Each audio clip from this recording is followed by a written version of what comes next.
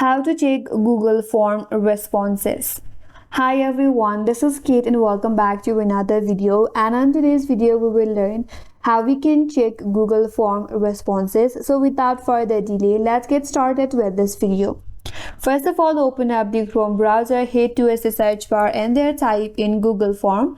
Press enter in your keyboard, head towards the first link in the search results. Once you get to your form, make sure to log in with your account. Now, under the recent form, you have to select the form where you want to view your responses from.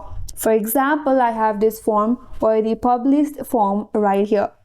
Now, to see your responses, navigate to the section at the top of your interface. There you have to click on responses, and under this tab, you will find all your responses from your form. So here is the responses, and you can see the pie chart also.